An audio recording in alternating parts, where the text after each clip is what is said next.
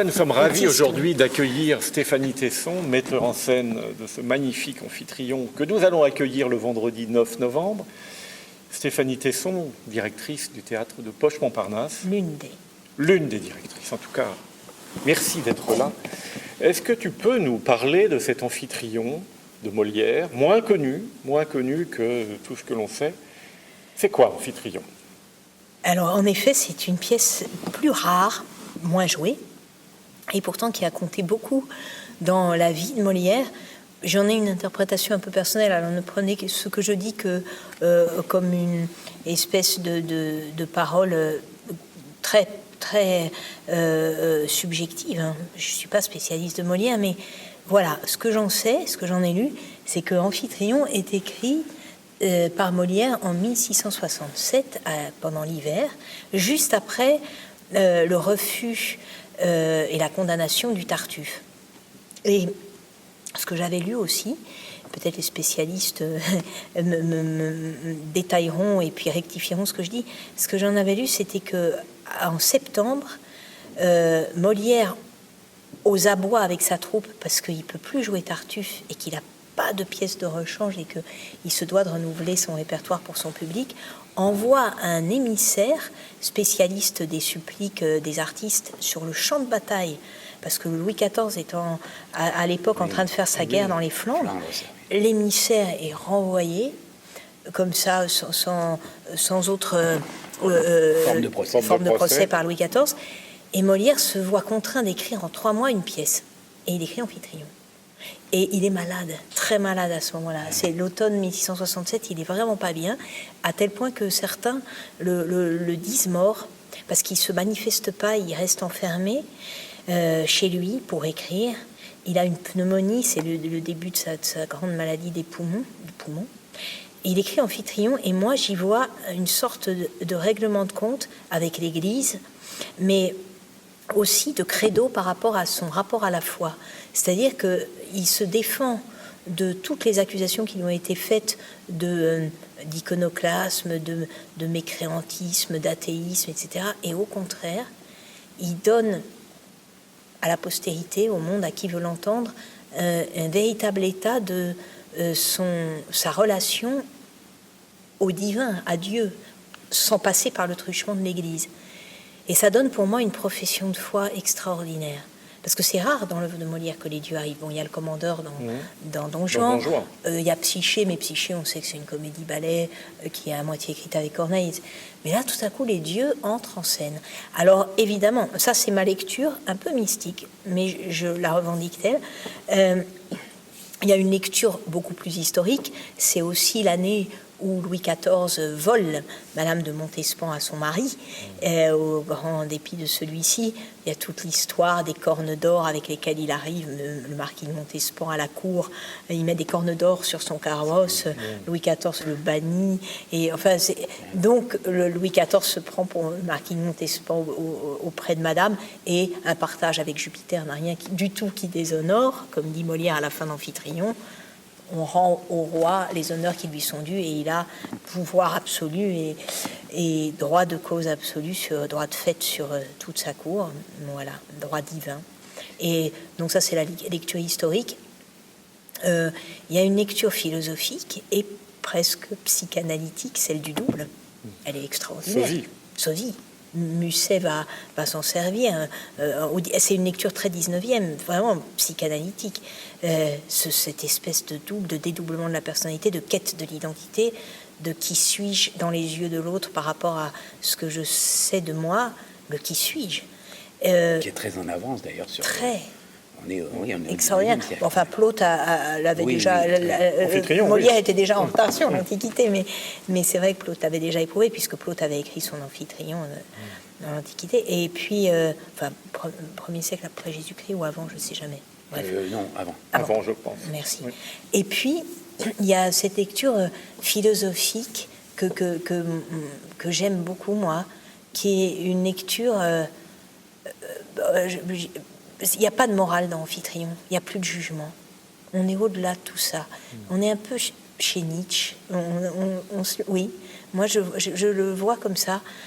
Il n'y a plus de bon et de mauvais. Il y a lâcher prise. Oui, Et puis on n'est plus dans cette grille de lecture manichéenne, judéo-chrétienne qui sépare en deux la vie, bon, mauvais. Non, pas du tout. On est dans quelque chose de très libre.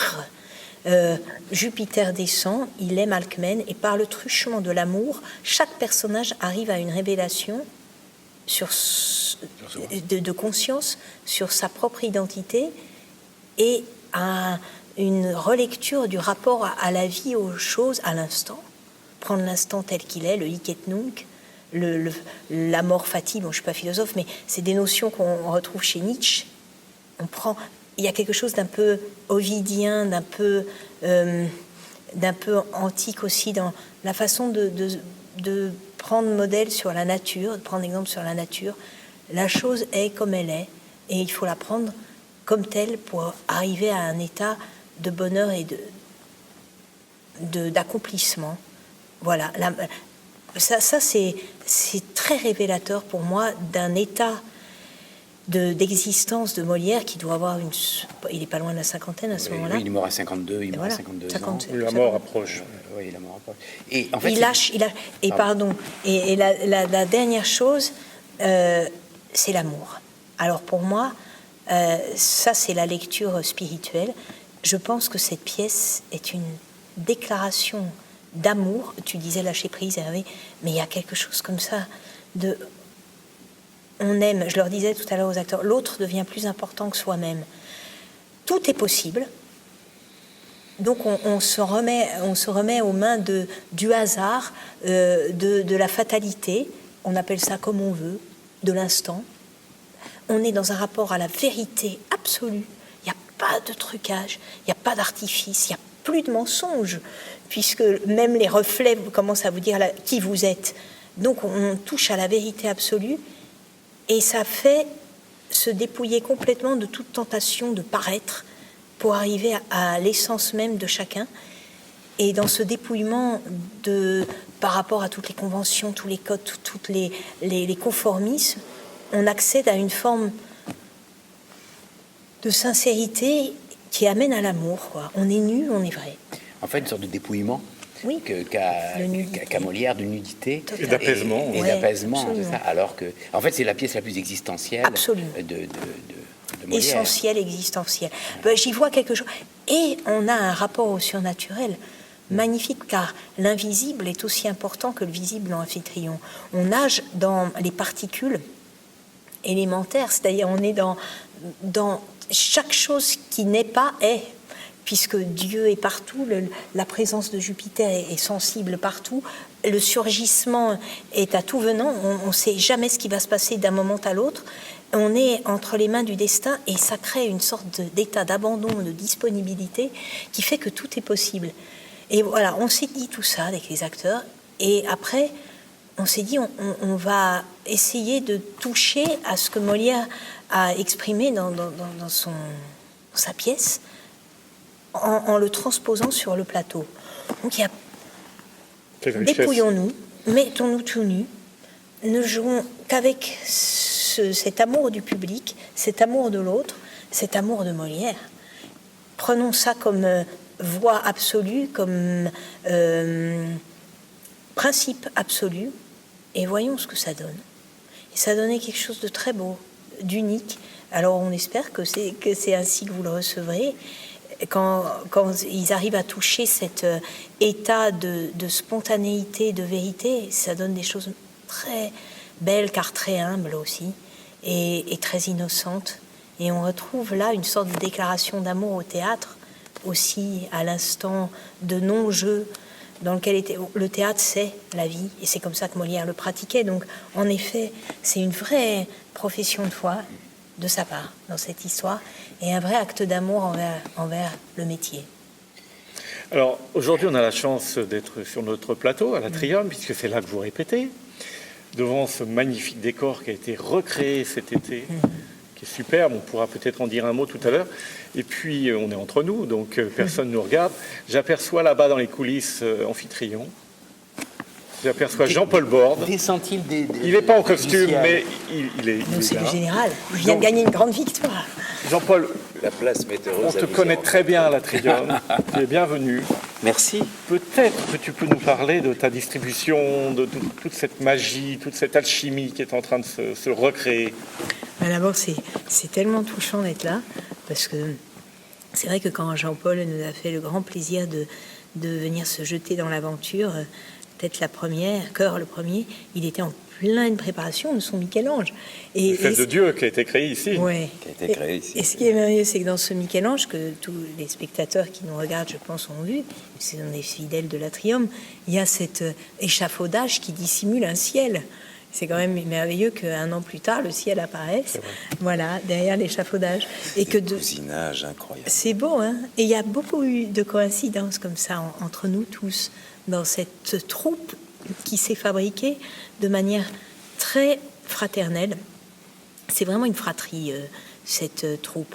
C'est très facile ce qui s'est passé.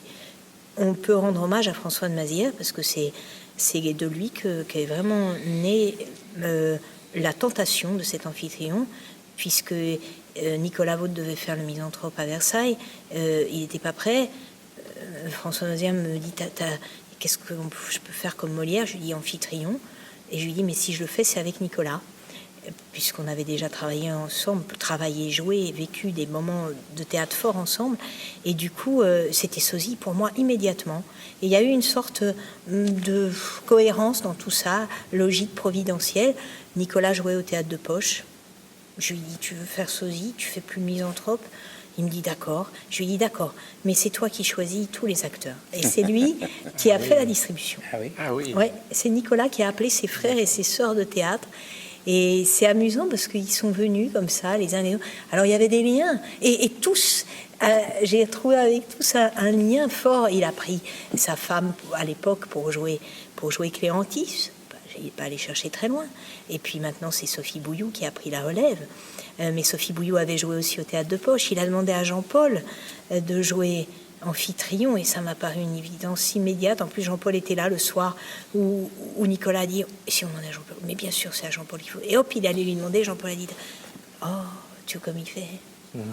Mais c'était presque bien. Et puis Jean-Paul a choisi Benjamin, qui a choisi Yanis. Et puis pour jouer Jupiter, c'est merveilleux que Amphitryon puisse choisir celui qui va lui causer tant de soucis et qui va lui prendre sa femme. Je ne connais pas beaucoup de metteurs en scène aussi qui acceptent une confiance pareille.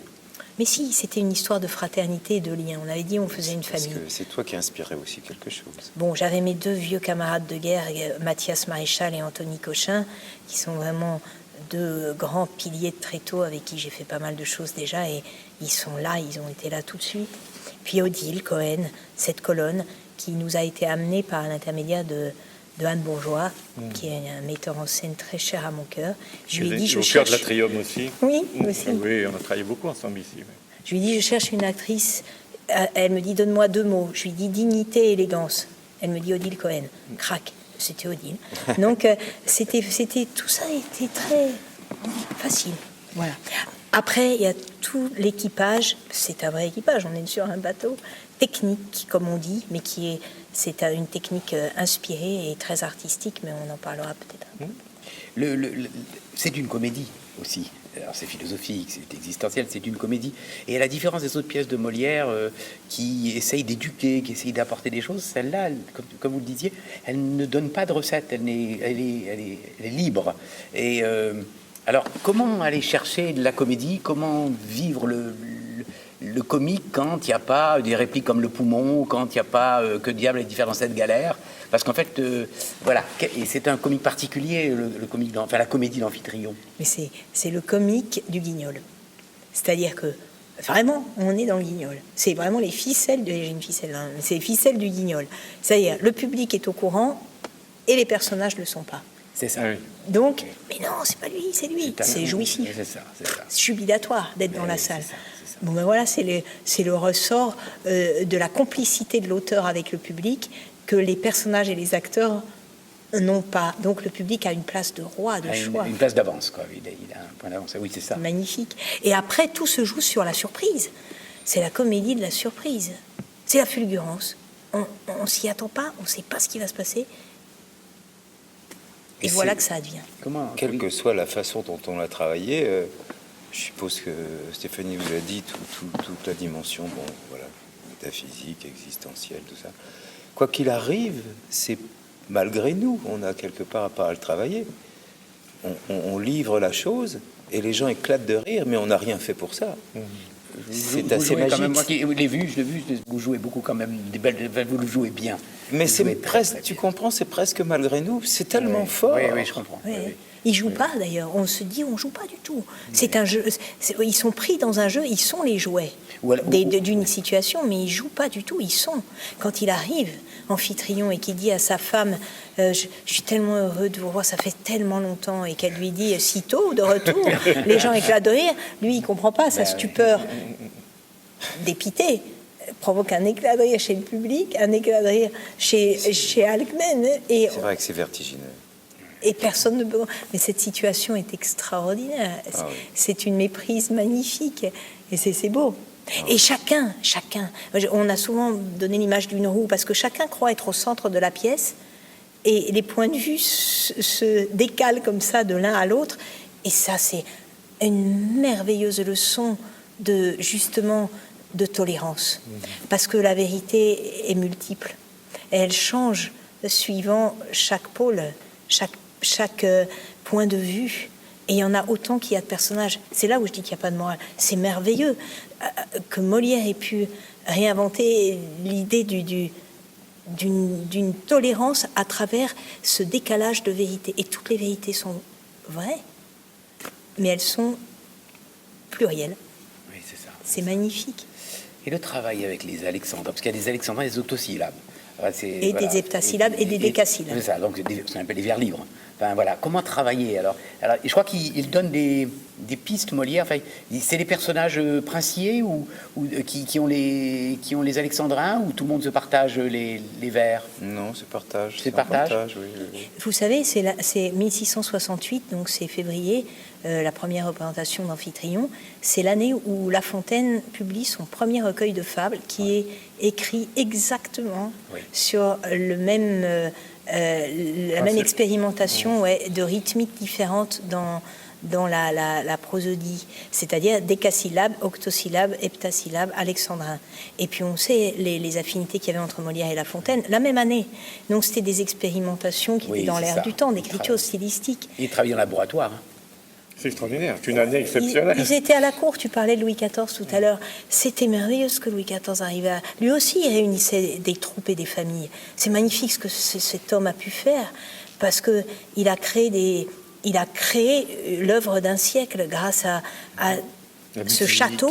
Oui, mais la possibilité, toute comparaison gardée, de résidence qu'il proposait à ses artistes à Versailles. Résidence d'auteur, résidence d'acteur, absolument. Voilà, non, c'est vrai, il les mettait en résidence à Versailles et il disait faites-moi des beaux spectacles. Et ils étaient tous c'est lui qui a inventé la résidence d'auteurs et d'artistes, c'est merveilleux. Ils se voyaient tous dans les. Et puis même, il les faisait collaborer, Lully, Corneille, au lieu de les rendre rivaux les uns des autres et de leur distribuer des Molières, il leur demandait de jouer pour le roi. Des divertissements où il leur demandait le summum de l'excellence. Alors ils avaient intérêt à conjuguer les talents. C'était un merveilleux fédérateur. C'est magnifique. Il y avait une forme de tolérance quand même, parce que la pièce Amphitryon le concerne quand même assez directement. Parfois, ça a été difficile pour Molière, mais sur Amphitryon, il l'a soutenu. Mais le dédouane. Il le Jusqu'à dédouane. la fin, il le cite en exemple, il le magnifie. Hein, non seulement il l'absout, mais il dit que puisque c'est Jupiter, il a tous les droits. Il dit des choses. Mon oncle incessamment toute la terre adore. Alors évidemment, ça faisait rire parce qu'au moment où on l'a créé, Macron n'était pas très loin de son élection. Il y avait du Jupiter dans l'air. Mais c'est à Louis XIV que revient tout cet hommage à la fin. Il le justifie, encore une fois, un partage avec Jupiter n'a rien du tout qui déshonore. Si c'est pas une façon de rendre hommage au roi et de le disculper de toute faute. Bon, aux yeux de l'histoire. Et le décor, alors, parlons du décor. Oui, puisqu'il est là. Alors, ceci. Alors attention, parce que vous m'envoyez une partie, mais on ne va pas vous dévoiler les choses. Ouais. Ça, c'est le jour. Amphitryon se passe d'un matin à un soir, donc une unité de temps, et on commence dans la nuit, on commence, il y a ce fameux prologue entre Mercure et la nuit, puis ça commence au ciel. C'est merveilleux aussi que Molière ait inventé ça. C'était aussi l'année des pièces à machine. Hein. Il s'amusait beaucoup avec les poulies et tout. Voilà. Alors on a un merveilleux capitaine de vaisseau qui est Anthony Cochin et qui est, comme il se doit dans les coulisses, aux machines. Et il a inventé des systèmes de poulies pour monter, descendre la nuit. On a décidé de travailler, c'est pas pour rien c'est par hasard, mais le hasard est notre guide dans cette histoire. J'ai une ficelle. On est sur des ficelles.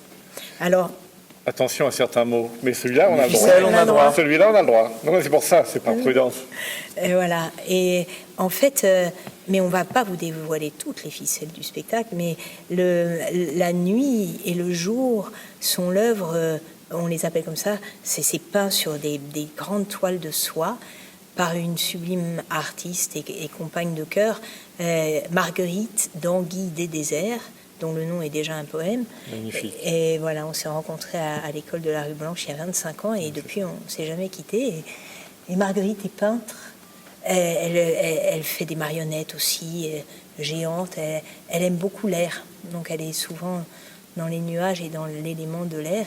Et c'est à elle que nous devons ce ciel qui a été peint, il faut le dire, sur le plateau de Chaville pendant le mois d'août. Absolument.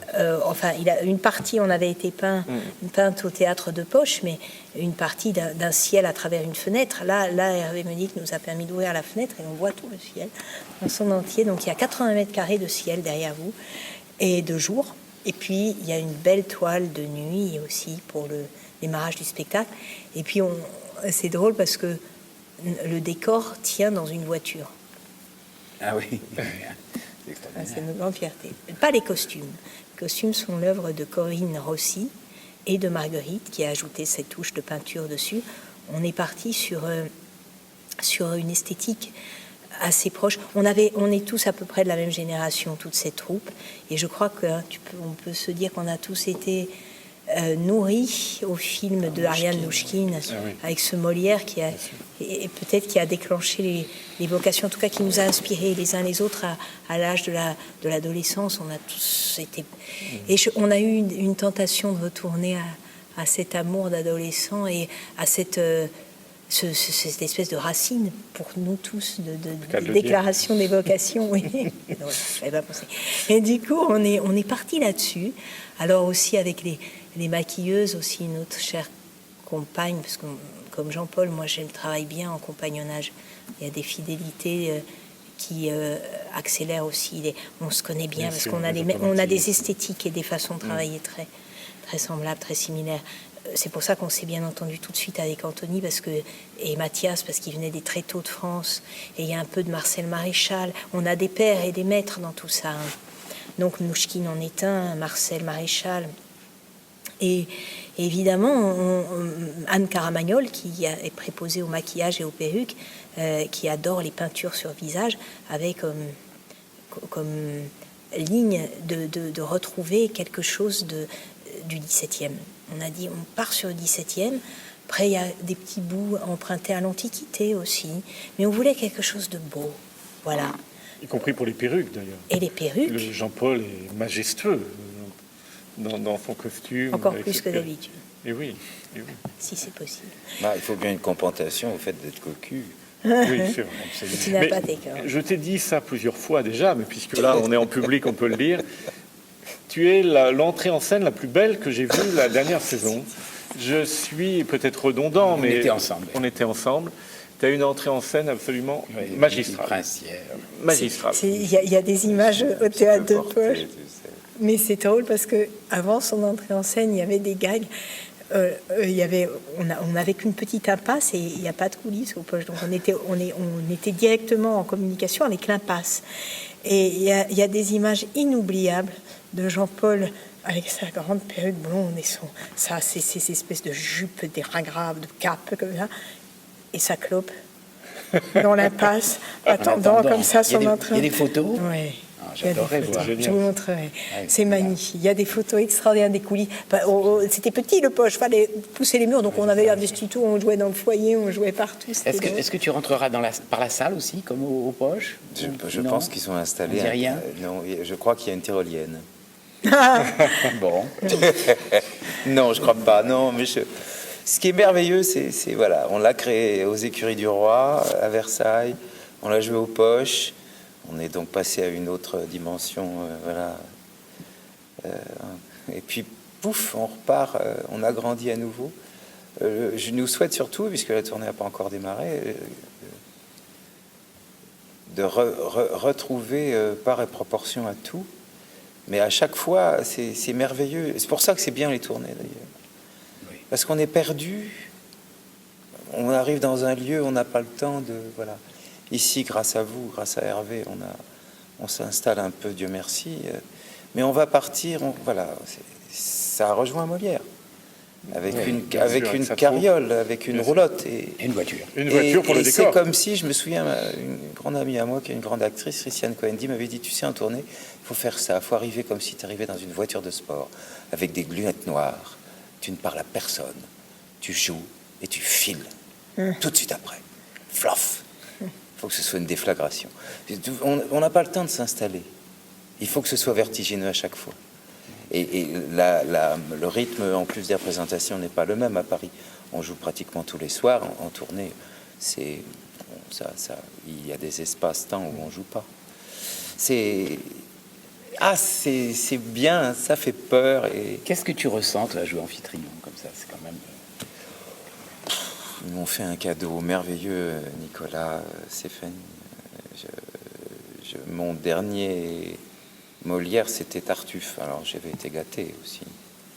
C'est vrai, avec Marcel Maréchal et Christiane et Béatrice Agenin. Oui, c'était Tartuffe. Tartuffe assez jeune, j'avais 31 ans. J'avais joué l'école des femmes. C'est mon 4e Molière, mais je le connaissais pas tant que ça.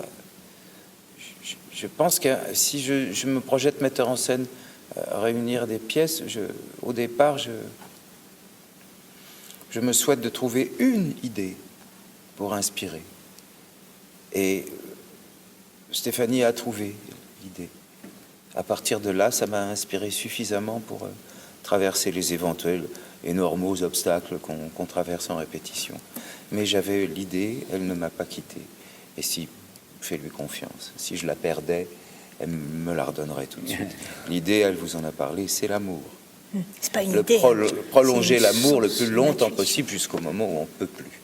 C'est pas Partant une de idée. là, c'était Ouais. magique. C'est une C'était profession de magique. foi. C'est une profession de foi. C'est un idéal. C'est un idéal, oui. Ouais, c'est une intuition, c'est même pas réfléchi, c'est vraiment c'est vraiment sincère et c'est plus qu'une idée, vraiment, vraiment. C'est pour ça d'ailleurs que j'arrive à la tenir. Oui. C'est que c'est une conviction, parce que la foi, c'est contagieux. Et moi, j'ai lu cette pièce et je me suis dit, mais on peut pas ne pas croire quand on lit Amphitryon. C'est la chose est. Et ceux qui doutent, ils en sont pour leurs frais à la fin, puisqu'ils voient bien que c'est vrai, puisque Jupiter dit je suis Dieu, puis il s'en va. C'est merveilleux de penser qu'un Dieu arrive et il vous dit je vous laisse mon fils, si c'est pas un peu biblique aussi l'histoire. Oui, ça rappelle un peu absolument. quelque chose. Un peu légèrement. Et puis alors il y a un type qui est Michael Lonsdale, je dis un type parce que ça a des... qui jouait au théâtre de poche au moment où on faisait. Puis un jour, je sais pas, quelqu'un lui pose une question dans une conférence et je l'entends et lui dit comment vous imaginez la présence de Dieu aujourd'hui dans notre société?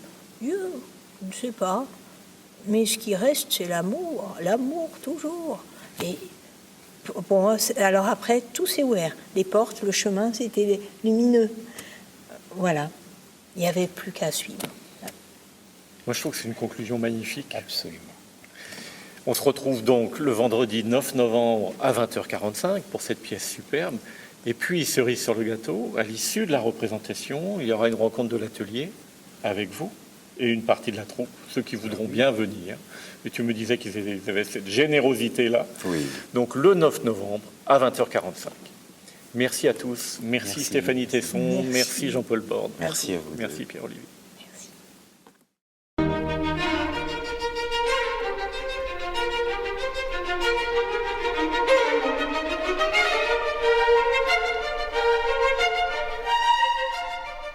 Imaginez juste que vous vous trouvez en face de vous-même.